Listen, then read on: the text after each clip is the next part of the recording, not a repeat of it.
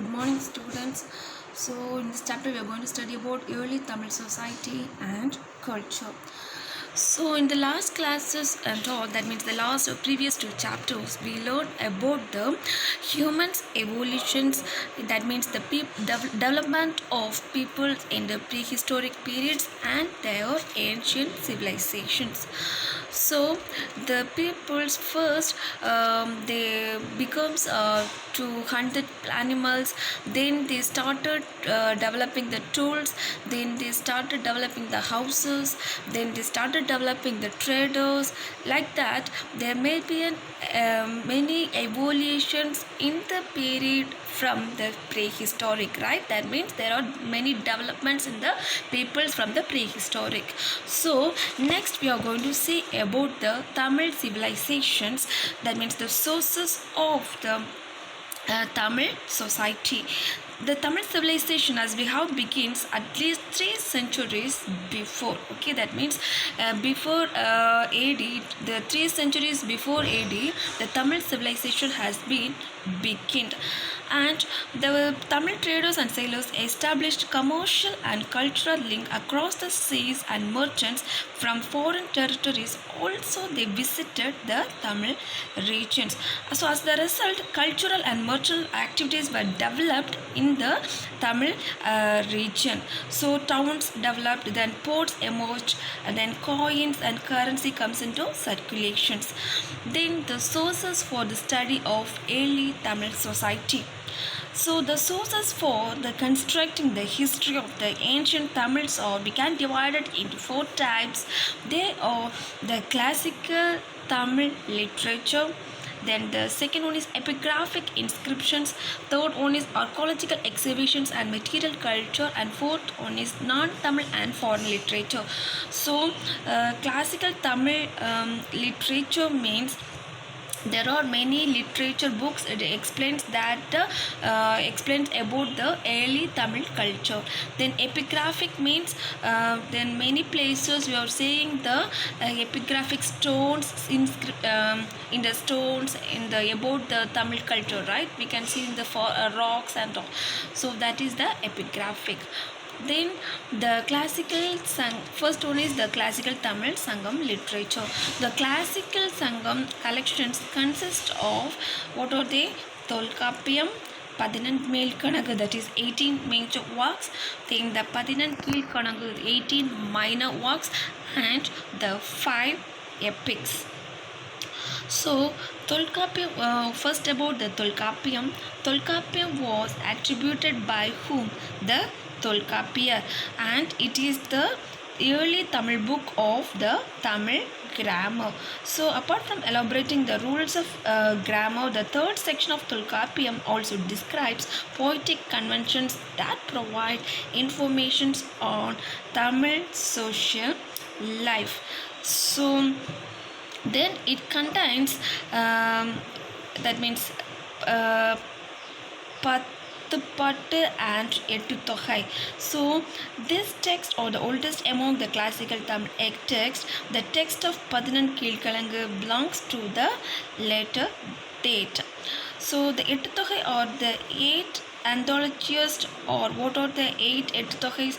Nattinai, Paripadal, Ainguru Nuru, Ahakkan Nuru, Kuruntogai, Padittu Pattu, Kalitogai, and Purananuru.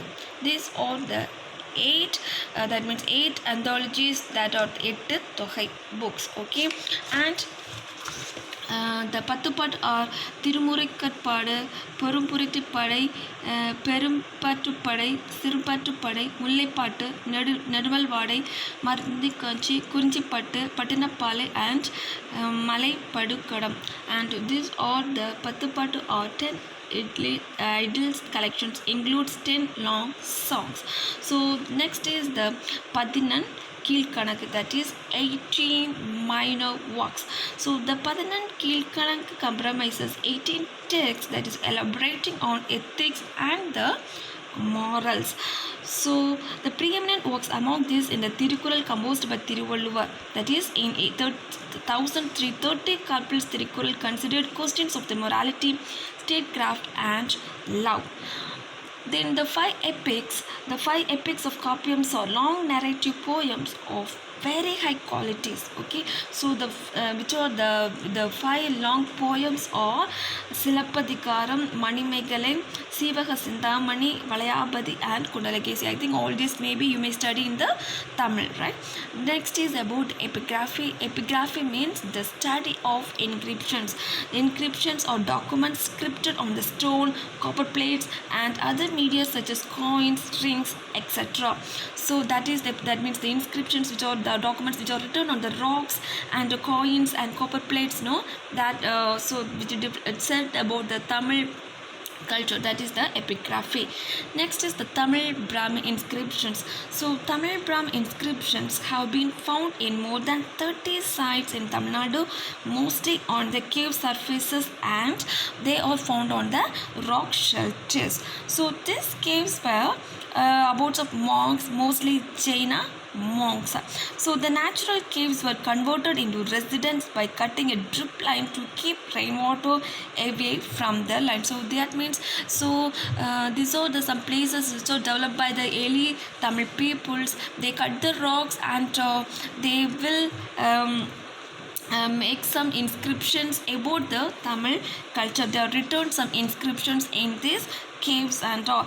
So you may notice that among the old inscriptions, people both local and tourists have marked their names thereby destroying some of the ancient inscriptions, such as of destructions of heritage property or belong to others are called the vandalism. You may see this in Mangalam, Muttupatti, Pugalur, Achalur, and Kongar Puliyankulam, and these places you may see in all these caves which describes about the ancient culture and inscriptions. Next one is the hero stones. So hero stones means the stones which are the memories erected for those who lost their lives in the battles and in cattle raids. So in the early stages, the peoples who lost their lives in any war or battles and in cattle raids, they may keep one stone for them, that is the hero stones. So during the Sangam age, the Mullai landscape followed the pastoral way of life. So Tolkappiyam describes the procedure for erecting the hero stones. So hero stones of the Sangam age with the Tamil Brahma inscriptions can be found at Pulimankam, Puliman Kombai and Tatapati in Theni district and Porambaikkottai in Pudukkottai district. So in those places you can see the hero stones. Next is the pottery. That means potstats have been discovered in Arikamedu, Adakankulam, Kodumanal, Kirkadi, and many other sites in Tamil Nadu. You can see the diagrams. So that is the motify of a ship on pottery from Alagankulam. Next is the archaeological site. So archaeological site means you may hear about the Kiradi site, right? There may found many many ancient products in that places, that is we call as the archaeological sites. So the systematically digging a site to recover materials, evidence for the exploring and interpreting society of the past. So in the next diagram is the ring well at Araganmedu. So this is also one of the well they found at the Araganmedu. So that is the Argamedu was in the Puducherry, so excavated by the Archaeological Survey of the India. So there Ghosh and Krishnadeva excavated this site. This ring well at Argamedu was excavated by the Ghosh and Krishnadeva. So next is about the material culture and coins. So these coins means these coins are the medium of exchange were introduced for the first time in the Sangam age. They are for developed for exchanging purpose. They were developed in the Sangam age itself. So the coins of the Cheras, the Cholas, and the Pandyas, punchmarked coins and Roman coins from another important source of evidence from the Sangam age. So punchmark coins have been found at Kodumanal and Bodhi Nayakannar. So Roman coins are concentrated in the Coimbatore region and are found at Alahankulam, Karur and Madurai. So next we can see about the non-Tamil sources, that is the foreign accounts. So the non-Tamil sources are the Arthasastra, then Mahavamsa, Periplus of Athenian Sea, Pliny's Natural History, Ptolemy's Geography, Pentagonian Table, and Vienna Papyrus. So these are the some of the non-Tamil sources that are founded, reveals the extensive contact and interactions of the early Tamil society with the outside world. So here we are showing on map. So the map describes about the Pentagonian table. Pentagonian table means it is a map of the Roman roads. It shows the areas of ancient Tamlakam and the port of Muziris. Okay, so next one is the Sangam age. So the Sangam age or the early historic period is an important phase in the history of South India. So this period is marked out from the prehistory because of the availability of textual sources, namely Sangam literature and Tamil Brahmi inscriptions. So the Sangam age and the political powers of Tamilakam. So they have been rooted into the Iron Age. So we can divide this into the Mohenjo, the Cheras, the Cholas, the Pandyas, the Velaris and the chieftains. So this is the major map which is showing the Sangam age sites. Okay. So first one is the Cheras. So the Cheras means the Cheras are the referred to as Kerala Putras in the Ashokan inscriptions, and the Cholas ruled over Kaveri Delta at the northern parts of the Tamil Nadu. The next is the Cholas. The Cholas means they ruled over the Kaveri Delta and northern parts of Tamil Nadu, and Madurai was the Pandya's capitals. So okay. Next is the Pandyas.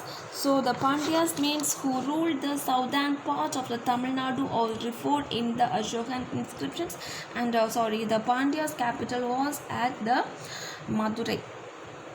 And here they're showing on a coin that which referred the Pandya symbol. Pandya symbol was the fish. Next is the Velaris and chieftains.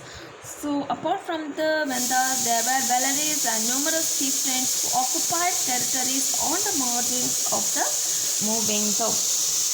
Then the society in the Sangam age. So many of the communities of the Iron Age society were organized as tribes and some of them were chiefdoms. So in the Sangam age society, there is a transition from a tribal community ruled by a chief to the longer kingdom which was ruled by the king. Okay, so we can divide this into two, that is composition of the society, and next one is the woman. So the composition of the society means it tells about the several groups like Pannar, Paratavar, Ayanar, Ulavar, Kannavar, Vettuvar and Maravar. So women means they are the mothers, heroines and foster mothers, friendly women from Pannar families, dancers, poets and royal women were all portrayed in the Sangam literature. Thank you guys. That's for today's class. Thank you.